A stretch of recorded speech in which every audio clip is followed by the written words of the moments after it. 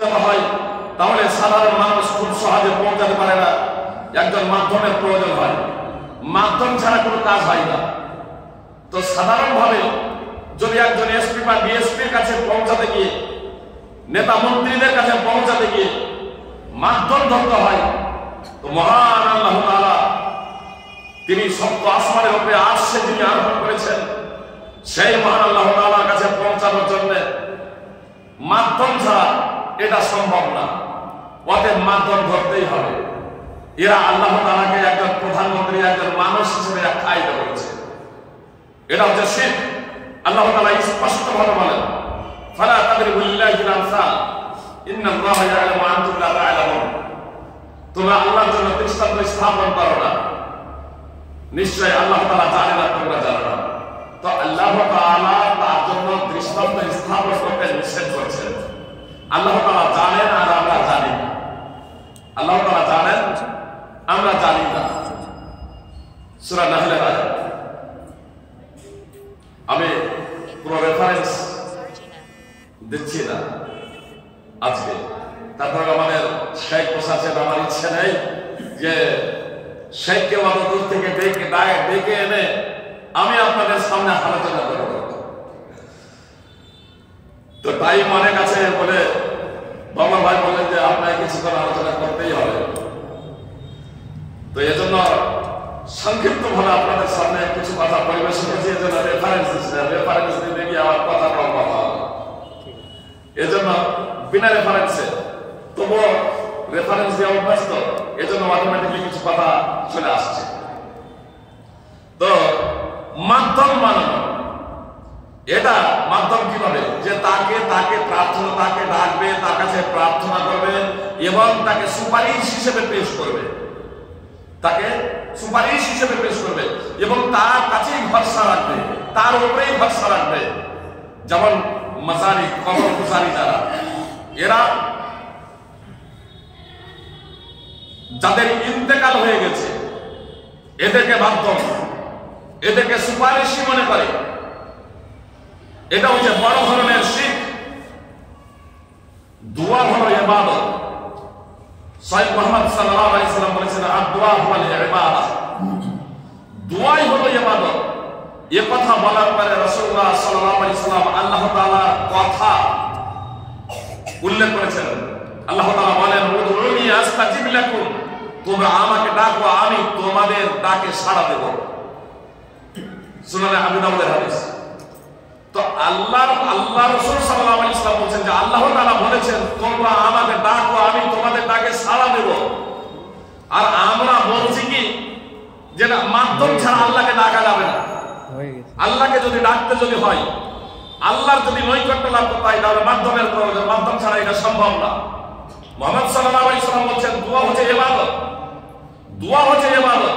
তারপর আল্লাহ তাআলা এই কথা উল্লেখ করছেন সূরা মুমিনুনের আয়াত, ওয়াকালা রাব্বুকুম উদউনি আস্তাজিব লাকুম। তোমাদের প্রতিপালক বলেছেন যে তোমরা আমাকে ডাকো, আমি তোমাদের ডাকে সাড়া দেব। সূরা তিরমিজি। তাহলে আল্লাহ তাআলা ডাইরেক্ট ডাকতে বলছেন আমাদেরকে, ডাইরেক্ট আল্লাহ তাআলা আমাদেরকে ডাকতে বলছেন যে তোমরা আমাকে ডাকো, আমি তোমাদের ডাকে সাড়া দেব। আল্লাহ তাআলা বলেন, ওয়া ইযা সালাকা ইবাদি ফাইন্নী কারীব উজিবু দাওয়াতাদ দাঈ ইযা দাআনি ফালিস্তাজিবু লি ওয়াল ইউমিনু বি লাআল্লাহুম ইয়াশকুরুন। আল্লাহ তাআলা বলেন, মুহাম্মদ তোমাকে আমার বান্দারা জিজ্ঞেস করে যে আমি কোথায়। ওয়া ইযা সালাকা ইবাদি, আমার বান্দারা তোমাকে প্রশ্ন করে, তাদেরকে বলে দাও ফাইন্নী কারীব, আমি নিকটে আছি। উজিবু দাওয়াতাদ দাঈ ইযা দাআনি, যখন প্রার্থনাকারী আমাকে প্রার্থনা করে, ফালিস্তাজিবু লি, উজিবু দাওয়াতাদ দাঈ ইযা দাআনি ফালিস্তাজিবু লি, আমি আমাকে যখন ডাকে তখন তাদের প্রার্থনাকারী প্রার্থনা করে, আমাকে আহ্বান করে, তখন তার ডাকে আমি সাড়া দিই। অতএব তাদেরও আমার ডাকে সাড়া দেওয়া উচিত। ওয়ালিউমিনু বি, এবং আমার প্রতি ঈমান আনয়ন করা তাদের কর্তব্য।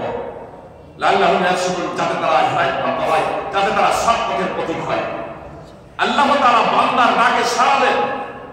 আল্লাহ তাআলা প্রথম আসমানে প্রত্যেক দিন নেমে আসেন। মুহাম্মদ সাল্লাল্লাহু আলাইহি সাল্লাম বলেন, বুখারী মুসলিম সহ বিভিন্ন হাদিস আছে যে প্রথম আসমানে আল্লাহ তাআলা নেমে আসেন। আর প্রথম আসমানে নেমে এসে আল্লাহ তাআলা ঘোষণা দেন, কি আমার কাছে চাইবে আমি দেব, কি আমার কাছে ক্ষমা প্রার্থনা করবে আমি তাকে ক্ষমা করে দেব, আল্লাহ তাআলা ডাইরেক্ট বান্দাকে বলেন যে কে আমার কাছে চাইবে, কে আমার কাছে ক্ষমা চাইবে। তো আল্লাহ তাআলা চাইতে বলছেন, আল্লাহ তাআলা চাইতে বলছেন, ডাইরেক্ট চাইতে বলছেন আল্লাহ তাআলা। কিছু মানুষ আসলে বিভ্রান্ত হয়ে গেছে পবিত্র কোরআনের একটি আয়াতকে কেন্দ্র করে। পবিত্র কোরআনের একটি আয়াতকে কেন্দ্র করে কিছু মানুষ বিভ্রান্ত হয়ে গেছে। আল্লাহ তাআলা বলেন, ইয়া আইয়ুহাল্লাযীনা আমানু তাকুল্লাহা ওয়াবতাগু ইলাইহিল ওয়াসিলা, হে ঈমানদারগণ তোমরা আল্লাহ তাআলাকে ভয় করো এবং আল্লাহ তাআলা নৈকট্য লাভ করো। এখানে ওয়াসিলা শব্দটি এসেছে, বোঝায় যে ওয়াসিলা, ওয়াসিলা মানে মাধ্যম। অতএব যারা মরে গিয়েছে শুধু জীবিত না, এরা যারা মরে গিয়েছে, মুহাম্মদ সাল্লাল্লাহু আলাইহি সাল্লাম, শেখ আব্দুল কাদের জিলানী, হাসান হোসেন আলী ইত্যাদি, এদেরকে তখন এরা তখন মাধ্যম বানায়, যে মঈনুদ্দিন চিশতি, এদেরকে সব মাধ্যম বানায়। আল্লাহ তাআলা আমাদের হেফাজত করুন। সুপ্রিয় ভাতৃত্ব, ওয়াসিলা শব্দটি পবিত্র কোরআনে দুইবার ব্যবহৃত হয়েছে। এটি সূরা মাইদার 35 নম্বর আয়াত তাফসীর 14 নম্বর, আর সূরা বনী ইসরাঈল 17 নম্বর সূরা 57 নম্বর আয়াতে রয়েছে। আসলে এখানে যে ওয়াসিলার কথা বলা হয়েছে, এই ওয়াসিলা বলতে আপনার মৃত নয়।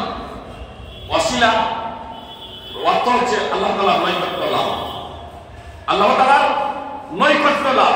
সুতরাং আপনার যে ভালো কর্ম আছে, আপনার যে ভালো কাজ আছে, সেই ভালো কর্ম, সেই ভালো কাজের দ্বারা আল্লাহ তাআলার কাছে আপনি প্রার্থনা করতে পারেন। আপনার ভালো কাজের মাধ্যমে আপনি আল্লাহ তাআলার কাছে প্রার্থনা করবেন। অথবা কেউ জীবিত আছে, সৎ ব্যক্তি, তো তার মাধ্যম দিয়েও আপনি আল্লাহ তাআলার কাছে দোয়া করতে পারেন, তার মাধ্যমে আল্লাহ তাআলার কাছে প্রার্থনা করতে পারেন। সুতরাং সহিহ বুখারী মুসলিমের হাদিস রয়েছে, যখন অনাবৃষ্টি দেখা দেয় দ্বিতীয় খলিফা আমিরুল মুমিনিন উমর রাদিয়াল্লাহু তাআলা আনহুর যুগে, তো উমর রাদিয়াল্লাহু তাআলা আনহু আমিরুল মুমিনিন মুহাম্মদ সাল্লাল্লাহু আলাইহি সাল্লামের কাছে কবরে গিয়ে বা মুহাম্মদ সাল্লাল্লাহু আলাইহি সাল্লামের মাধ্যম দিয়ে আল্লাহ তাআলার কাছে বৃষ্টি প্রার্থনা করলেন না, বরং মুহাম্মদ সাল্লাল্লাহু আলাইহি সাল্লামের চাচা আব্বাস রাদিয়াল্লাহু তাআলা আনহুর নিকটে গেলেন এবং বললেন যে আল্লাহ রাসূল সাল্লাল্লাহু আলাইহি সাল্লাম আমাদের মাঝে জীবিত ছিলেন, তার মাধ্যম দিয়ে আমরা আল্লাহ তাআলার কাছে দোয়া করেছি, আল্লাহ রাসূল সাল্লাল্লাহু আলাইহি সাল্লাম আমাদের জন্য দোয়া করেছেন, আল্লাহ বৃষ্টি দিয়েছেন। আপনি এখন আছেন, আপনার মাধ্যমে আপনি আল্লাহর কাছে দোয়া করুন, প্রার্থনা করুন। উমর রাদিয়াল্লাহু তাআলা প্রার্থনা করছেন যে আল্লাহ, তুমি যেমন আল্লাহ রাসূল সাল্লাল্লাহু আলাইহি সাল্লামের প্রার্থনায় আমাদেরকে বৃষ্টি দিয়েছিলে, তার চাচা আব্বাস রাদিয়াল্লাহু তাআলা আনহুর মাধ্যম দিয়ে তোমার কাছে আমরা বৃষ্টি কামনা করছি, তুমি বৃষ্টি দাও। বৃষ্টি হচ্ছে সুপ্রিয় ভাতৃবৃন্দ, তাহলে জীবিত মাধ্যম, সৎ কোনো ব্যক্তিকে আপনি তার মাধ্যম দিয়ে আল্লাহ তাআলার কাছে প্রার্থনা করতে পারেন যখন উপস্থিত। অথবা আপনার যে সমস্ত ভালো কাজ আছে, অথবা পাপ কাজ থেকে বিরত থেকেছেন একমাত্র আল্লাহ তাআলার ভয়ে, তাহলে সেই কাজটাকে আপনি আল্লাহ তাআলার সামনে পেশ করতে পারেন। যেমন আপনার গুহায় 3 জন ব্যক্তি আশ্রয় নিয়েছিল, তার মধ্যে একজন ব্যক্তি ছিল যে পাপাচার থেকে বিরত থেকেছিল। যখন একজন মহিলার সাথে যৌনাচারে লিপ্ত হতে যাবে, সেই মুহূর্তে সেই মহিলা বলেছিল ইত্তাকিল্লাহ, তুমি আল্লাহকে ভয় করো। সঙ্গে সঙ্গে তার অন্তরে কম্পন সৃষ্টি হয়েছিল, সে পাপ কাজ থেকে বিরত হয়ে গিয়েছিল। সেই ওয়াসিলা দিচ্ছে, সেই মাধ্যম পেশ করছে আপনার আল্লাহ তাআলার নিকটে, হে আল্লাহ, একমাত্র তোমার ভয়ে যদি আমি সেই দিন পাপাচার থেকে বিরত থেকে থাকি, তাহলে তুমি আমাদেরকে উদ্ধার করো। পাথরে সরে যাচ্ছে। বিস্তারিত ঘটনা আপনার কিতাবুল আম্বিয়াতে হাদিস রয়েছে, আপনারা অবগত আছেন, বিস্তারিত সময়ে আলোচনা করা। সুপ্রিয় ভাতৃবৃন্দ, তো মাধ্যম বানানো যায় আপনার সৎ কর্মকে, তথা সৎ ব্যক্তি যিনি জীবিত আছেন, ইন্তেকাল হয়ে যাওয়ার পরে কোন ব্যক্তিকে মাধ্যম হিসেবে দান করানো যাবে না। এমনকি রাসূল সাল্লাল্লাহু আলাইহি ওয়াসাল্লাম কেউ নয়। এজন্য ওমর ফারুক রাদিয়াল্লাহু তাআলা আনহু সহ সমস্ত সাহাবায়ে কেরাম তারা নবী সাল্লাল্লাহু আলাইহি ওয়াসাল্লামকে মাধ্যম বানালেন না, অথচ তারা মদিনাতেই ছিলেন। মদিনাতেই রাসূল সাল্লাল্লাহু আলাইহি ওয়াসাল্লামকে দাফন করা হয়েছে। সাহাবায়ে কেরাম মদিনাতে, যে মুসলিম জাহানের পার্লামেন্ট, আপনার সংসদ ভবন তখন মদিনাতে, তারপরে রাসূল সাল্লাল্লাহু আলাইহি ওয়াসাল্লামের কবরের কাছে গিয়ে তারা প্রার্থনা করছেন না। তার কারণ তারা জানতেন যে এটা হচ্ছে শিরক, এটা হচ্ছে শিরক। আমি আপনাদের বলেছি যে ওয়াসিলা শব্দটি 2 জায়গায় ব্যবহৃত হয়েছে। এক সূরা মাইদা যাকে কেন্দ্র করে কিছু মানুষ পথভ্রষ্ট হয়ে গেছে। তাফসীর সংশ্লিষ্ট সূরা মাইদা ৫ নম্বর সূরা ৩৫ নম্বর আয়াত। আর দ্বিতীয় শব্দটি এসেছে সূরা বনী ইসরাঈল ১৭ নম্বর সূরা ৫৭ নম্বর আয়াতে। আল্লাহ তাআলা বলেন, উলাইকাল্লাযীনা ইয়াদউনা ইয়াবতাগুনা ইলা রাব্বিহিমুল ওয়াসিলাতা আইয়ুহুম আকরাব ওয়া ইয়ারজুনা রাহমাতাহু ওয়া ইয়াখাফুনা আযাবাহু ইন্না আযাবা রাব্বিকা কানা মাহযুরা। আল্লাহ তাআলা বলেন, তারা যাদেরকে ডাকে, কথা মনোযোগ দিয়ে শুনুন, আল্লাহ বলেন তারা যাদেরকে ডাকে তারা নিজেরাই তো তাদের রবের কাছে নৈকট্যের মাধ্যম অনুসন্ধান করে। তারা যাদের উপাসনা করে, তারা যাদেরকে সুপারিশি মনে করে, তারা যাদেরকে প্রার্থনা করে, তারা যাদেরকে উদ্ধারকর্তা মনে করে, মুক্তিদাতা মনে করে, বিপদ আপদ থেকে উদ্ধারকারী মনে করে, আল্লাহ তাআলা বলছেন তারাই তো আল্লাহ তাআলার কাছে নৈকট্যের মাধ্যম অনুসন্ধান করে, তারাই তো ওয়াসিলা অনুসন্ধান করে। নবী রাসূল থেকে নিয়ে সমস্ত সৎ ব্যক্তিরা আল্লাহ তাআলার কাছে নৈকট্যের মাধ্যম অনুসন্ধান করে যে তাদের মধ্যে কে তার নিকটতর, কে সব থেকে বেশি তার নিকটবর্তী। আর তারা তার রহমতের আশা করে এবং তার আযাবকে ভয় করে। নিশ্চয়ই তোমার রবের আযাব ভীতিকর। সূরা বনী ইসরাঈল ১৭ নম্বর সূরা ৫৭ নম্বর আয়াত। সুপ্রিয় ভাতৃবৃন্দ, 10টি বড় বড় বিষয় আছে ঈমান বিধ্বংসী। ঈমান বিধ্বংসী 10টি বড় বড় বিষয় আছে, যে কারণে একজন মানুষ মুশরিক এবং কাফেরে পরিণত হয়ে যাবে, ধর্মচ্যুত হয়ে যাবে, মুরতাদ হয়ে যাবে। বিস্তারিত আলোচনা করা আপাতত সম্ভব নয়। আমি মনে করি প্রত্যেক মুসলিমের ঘরে একখানা করে কিতাবুত তাওহীদ থাকাটা কম্পালসারি। আজকের জগতে বিশেষ করে যারা সাধারণ মানুষ, যারা মাদ্রাসায় লেখাপড়া করেন না, যারা আলেম নন, তাদের প্রত্যেকের বাড়িতে একখানা করে কমপক্ষে কিতাবুত তাওহীদ থাকা একান্ত কর্তব্য। অনেক বই আছে এর প্রসঙ্গে, বিশেষ করে দুটি বই খুবই গুরুত্বপূর্ণ। আপনার মুহাম্মদ বিন আব্দুল ওয়াহাব রাহিমাহুল্লাহ কিতাবুত তাওহীদ এবং সালেহ আল ফাওজানের দুটোই বাংলাতে অনুবাদ হয়ে গেছে। এজন্য আপনাদের কাছে আমার বিনীত অনুরোধ, আপনারা সেই বইগুলো বাড়িতে রাখবেন, নিজে পড়বেন, পরিবারে পড়বেন, ছেলে মেয়ে তাদেরকে এরকম শিক্ষা দেবেন।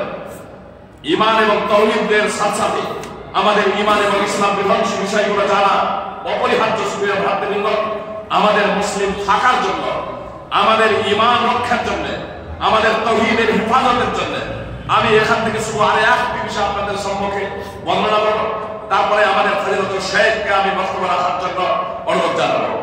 একটি বিষয়, ঈমান বিধ্বংসী বিষয় সময়ের মধ্যে আমি আপাতত দুটোই পেশ করেছি, আরো 8টি আছে।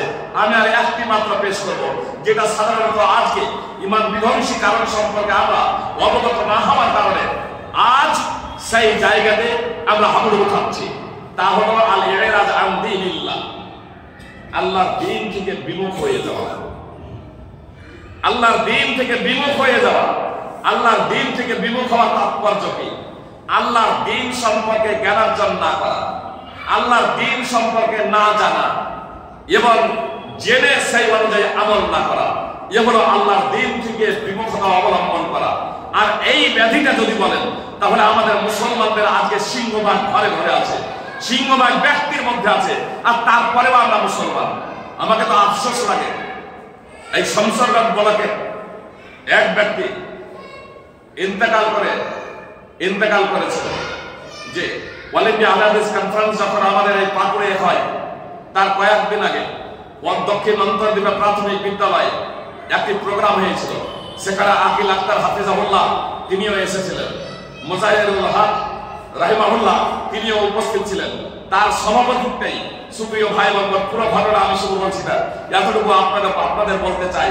ওই সভাতে একজন ভদ্রলোক বলছেন, ধর্মটা মানুষ নিজের তাগিদে সৃষ্টি করেছে, ধর্ম মানুষ নিজের তাগিদে সৃষ্টি করেছে, আল্লাহ ভগবান এগুলো সব মানুষের আবিষ্কার। উনি বলছেন, আমি তো মাঝে মাঝে বলি যে আল্লাহর ভগবান আপসে সারু ভাইরা না সালাম হলো। উনি যখন স্টেজ থেকে নামেন, সেই সময় আমি তাকে বলেছিলাম, স্যার আপনার সাথে আমি আলোচনায় বসতে রাজি আছি। আপনি বললেন বিজ্ঞানের দোহাই দিয়ে, তো বিজ্ঞান নিয়েই আপনার সাথে আমি আলোচনায় বসতে রাজি আছি। এখন আলোচনা করবেন না কখন করবেন, আপনার বাড়িতে করবেন, সেটা বলেন। তো বলছে এটা হচ্ছে আমাদের ধারণা, এটা হচ্ছে আমাদের বিশ্বাস, তোমার বিশ্বাস তুমি রাখো আর আমার বিশ্বাস আমি রাখি। আমি বললাম আপনি তো এখন বিজ্ঞানের কথা বললেন, তাহলে বিজ্ঞানের দোহাই দিয়ে আপনি যে কুসংস্কার এবং মূর্খতাকে অবলম্বন করে আছেন, তাহলে আলোচনার টেবিলে বসে না। যদি আল্লাহ যদি না থাকে, ধর্ম যদি মানুষের যদি আবিষ্কার যদি হয়, তাহলে আমিও ছেড়ে দেবো। তবে আপনাকে এতটুকু বলি, সমস্ত ধর্ম মানুষের আবিষ্কার না। ইসলাম ছাড়া পৃথিবীতে যত ধর্ম আছে সব ধর্মই মানুষের আবিষ্কার। একমাত্র ইসলাম ধর্ম হলো আল্লাহ প্রদত্ত জীবন ব্যবস্থা, ইসলাম। তো এই বিষয় নিয়ে আলোচনার জন্য আমি আপনার বাড়ি যখন বলবেন আমি দাঁড়িয়ে আছি, যে তা থেকে তিনি তওবা করেননি আর সেই ধারণা নিয়েই মৃত্যুবরণ করেছে। তারপরেও আমাদের ওলামায়ে কেরাম বা সাধারণ মুসলিম কিন্তু তার জানাজার নামাজ পড়েছে।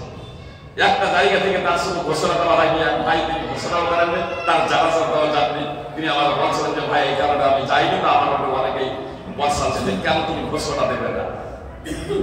বলা হলো আসলে আমরা ঈমান বিধ্বংসী বিষয়গুলো সম্পর্কে অবগত নয়। এই যে একটা কমন বিষয়, বলুন তো এই বিষয়টা কি ঈমান বিধ্বংসী নয়? কেউ যদি বলে আল্লাহ এবং ভগবান সারা বলো না সারা ভাইরা, কেউ যদি বলে মানুষ ধর্ম মানুষের তাগিদে সৃষ্টি করেছে, সমস্ত আলেমের সমস্ত ধর্মীয় পণ্ডিতের ঐক্যভাবে সে ধর্মচোদক, সে নাস্তিক, সে মুসলমান নয়। তারপরেও কিন্তু আমরা তাদেরকে মুসলমান ভাবি। যে মানে আজকে আমরা মুসলমান তাকেই ভাবি যে অন্তত মুসলমান ঘরে জন্মগ্রহণ করেছে। কিন্তু ঈমান বিনষ্টকারী বিষয়ে অন্যতম একটি বিষয় হলো, যে কারণে ঈমান বিনষ্ট হয়ে যাবে, আপনার দিন থেকে বিমুখতা অবলম্বন করা। দিন থেকে বিমুখতা অবলম্বন করা, দিন না শিখা, দিন শিখে সেই অনুযায়ী জীবনযাপন না করা। সুপ্রিয় ভাই বোন, কথা শেষ করছি, একটা কথা শুধু হৃদয়ে গেঁথে নেন। আমরা তো মুসলমান ঘরে জন্মগ্রহণ করেছি, এজন্য নিজেদের মুসলমান বলছি, তাই না? আমরা মুসলমান ঘরে জন্মগ্রহণ করেছি, এজন্য আমরা নিজেদেরকে মুসলমান বলছি। মুহাম্মদ সাল্লাল্লাহু আলাইহি সাল্লাম কোন বংশে জন্মগ্রহণ করেছিলেন জানেন?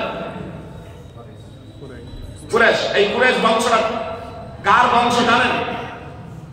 বিখ্যাত নবী রাসূলের বংশধর ইব্রাহিম আলাইহিস সালামের বংশ দুই ভাগে বিভক্ত হচ্ছে। একটা হচ্ছে বনি ইসরাইল, বনি ইসরাইল, আর একটা এই কুরাইশ বংশ। তো বনি ইসরাইল, এই বনি ইসরাইল ইসাকের বংশে, আর কুরাইশ হচ্ছে ইসমাঈল আলাইহিস সালামের বংশে। বিখ্যাত নবী রাসূলের বংশধর কুরাইশ বংশ। আর এই কুরাইশ বংশে জন্মগ্রহণ করেছিলেন মুহাম্মদ সাল্লাল্লাহু আলাইহি সাল্লাম। তো নবী রাসূলের বংশে জন্মগ্রহণ করে যদি নবী না হওয়া যায়, অন্তত মুসলমান হতেন না। যে মানে মুসলমান হওয়ার জন্য বলবেন যে ফাইল সাহেব আপনি কি বলছেন? যে মুসলমান হওয়ার জন্য ঈমান জানা জরুরি না জরুরি নয়, ঈমান থাকা জরুরি না জরুরি নয়। আল্লাহ তাআলা যখন মুহাম্মদ সাল্লাল্লাহু আলাইহি সাল্লামের বয়স হয়ে গেছে 40, তখন আল্লাহ তাআলা মুহাম্মদ সাল্লাল্লাহু আলাইহি সাল্লামকে বলছেন, মা কুনতা তাদের ঈমান কিতাব ওয়াল ঈমান। মুহাম্মদ সাল্লাল্লাহু আলাইহি সাল্লাম তুমি ঈমান কি এবং কিতাব কি জানতে না।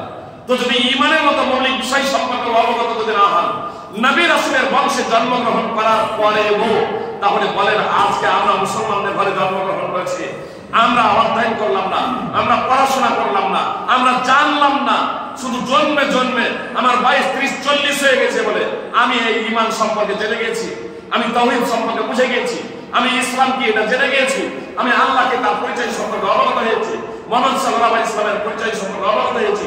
সুপ্রিয় ভাই বোন, নিজের বিবেককে একবার জিজ্ঞেস করুন, নিজের হৃদয়কে একবার জিজ্ঞেস করুন যে আমি জন্মে জন্মে আমি কোরআন পড়লাম না, আমি সুন্নাহ পড়লাম না, কোরআন সুন্নাহ সম্পর্কিত যে সমস্ত বই লেখা আছে সেই সমস্ত বইগুলো অধ্যয়ন করলাম না, তাহলে আমার 30-40 বছর হয়ে যাওয়ার কারণে আমি ঈমান সম্পর্কে জেনে নিলাম কেমন?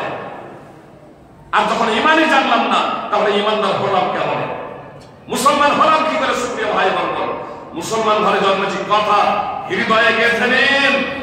আলেম ওলামা জানাজার নামাজ পড়ছে, আলেম ওলামা জানাজার নামাজ পড়ছেন বলে কেউ ভেবে নেবেন না যে আমরা জান্নাতি, আমাদেরকে আল্লাহ ক্ষমা করে দেবেন, এটা ভাববেন না। আব্দুল্লাহ বিন উমাইর বিন সালুলের জানাজা স্বয়ং রাসূল সাল্লাল্লাহু আলাইহি ওয়াসাল্লাম আদায় করেছিলেন। সূরা তাওবা 9 নম্বর সূরা 84 নম্বর আয়াত অবতীর্ণ হওয়ার আগে। তারপরেও আব্দুল্লাহ বিন উমাইর বিন সালুল কোনদিনই জান্নাতে যাবে না, যদিও সে ঘোষণা দিয়েছিল আশহাদু আল্লা ইলাহা ইল্লাল্লাহ ওয়া আশহাদু আন্না মুহাম্মাদান আবদুহু ওয়া রাসূলুহু। ইসলামের কিছু কিছু বিষয় সে বাস্তবায়ন করেছিল। কিন্তু ঈমান বিনষ্টকারীর আর একটা বিষয় হচ্ছে আপনার আল্লাহ যা অবতীর্ণ করেছেন, মুহাম্মদ সাল্লাল্লাহু আলাইহি ওয়াসাল্লাম যা কিছু নিয়ে এসেছেন, অর্থাৎ পবিত্র কোরআন এবং সুন্নাহকে ঘৃণা করা, অপছন্দ করা, এটাও ঈমান বিনষ্টের কারণ। কথা শেষ করে দিচ্ছি একটা উদাহরণ দিয়ে। ইসলামে এনি টাইম, একই সময়ে প্রয়োজনে একজন পুরুষ 4টা বিয়ে করতে পারে। আমার মা বোনেরাও আছে, কথা একটু মনোযোগ দিয়ে শুনুন। এনি টাইম, একই সময়ে একজন পুরুষ 4টা বিয়ে করতে পারে। যে যদি স্ত্রীদের মাঝে ন্যায় এবং ইনসাফ প্রতিষ্ঠা করতে পারে, তাদের ভরণ পোষণ সমস্ত কিছু সে ব্যবস্থাপনা করতে পারে, এটা স্বামীর দায়িত্ব এবং কর্তব্য, তাহলে স্বামীর জন্য একজন পুরুষের জন্য অনুমতি আছে, প্রয়োজনে সে 4টি বিয়ে করতে পারে। আর যদি সে ন্যায় এবং ইনসাফ প্রতিষ্ঠা করতে সক্ষম না হয়, স্ত্রীর ভরণ পোষণ করতে সক্ষম না হয়, তাকে পর্দায় রাখতে সক্ষম না হয়, তাহলে সেই পুরুষের জন্য একটি বিবাহ যথেষ্ট, একাধিক নয়। এখন কোন মহিলা যদি বলে যে এই 21 শতাব্দীতে আল্লাহর এই বিধানটা আমি মানতে পারলাম না, সঙ্গে সঙ্গে সে ধর্মচ্যুত হয়ে যাবে। জি, আপনি যুবক, মুশরিক, হিন্দু, জৈন, বৌদ্ধের সাথে আপনার বিবাহ বৈধ নয়। কিন্তু আপনি যদি মনে করেন এই 21 শতাব্দীতে দুই মন যদি একত্রিত হয়, তাহলে সমস্যা কোথায়? ইসলামের এই বিধানটা বর্তমানে আমি মানতে পারলাম না, এটা আমার মনোভূত নয়, সঙ্গে সঙ্গে আপনার ঈমান বিনষ্ট হয়ে যাবে, আপনি ধর্মচ্যুত হয়ে যাবেন। আপনি যতই নামাজ রোজা করুন না কেন, যতক্ষণ পর্যন্ত লজ্জিত হৃদয়ে, অনুতপ্ত হৃদয়ে তওবা না করছেন এবং কালেমায়ে শাহাদাত না পড়ছেন, ততক্ষণ পর্যন্ত আপনি আর মুসলিম থাকবেন না, জান্নাতে যাওয়ার কোনোদিন প্রশ্ন নেই। এই ধরনের কথা বলে যারা ইন্তেকাল করে, তাদেরও আবার জানাজার নামাজ কিছু আলেম পড়েন। আল্লাহ আমাদের হেদায়েত দান করুন। সুপ্রিয় ভাই বোন, এজন্য আপনাদের বলছে এটা হচ্ছে ফিতনার যুগ। সুপ্রিয় ভ্রাতৃবৃন্দ, আপনারা যদি নিজেদের ঈমানকে যদি বাঁচাতে চান, নিজেদের ঈমানের যদি হেফাজত করতে চান, তাওহীদের যদি হেফাজত করতে চান, তাহলে ঈমান বিনষ্টকারী বিষয়গুলো সম্পর্কে আপনাদের অবশ্যই জানতে হবে। এর জন্য আপনাদের বলবো, কিতাবুত তাওহীদ অন্তর সালেহ বিন ফৌজান বা মুহাম্মদ বিন আব্দুল ওয়াহাবের বিখ্যাত বইয়ের প্রসঙ্গে সেই বইগুলো আপনারা অধ্যয়ন করবেন। আর যদি সংক্ষিপ্তভাবে পড়তে পারেন, আব্দুল হামিদ আল মাদানী হাফিজাহুল্লাহর লেখা তাওহীদ সম্পর্কে বই আছে। আল্লাহ তাআলা আমাদেরকে সঠিক বিষয় জানা, পবিত্র কোরআন এবং সুন্নাহ যথাযথভাবে জেনে তারপরে আমল করার তৌফিক দান করেন, আমিন। এবার আমি আমাদের ফজিলাতুল শেখ মাওলানা সাইদুর রহমান আল মাদানী হাফিজাহুল্লাহকে আহ্বান জানাবো।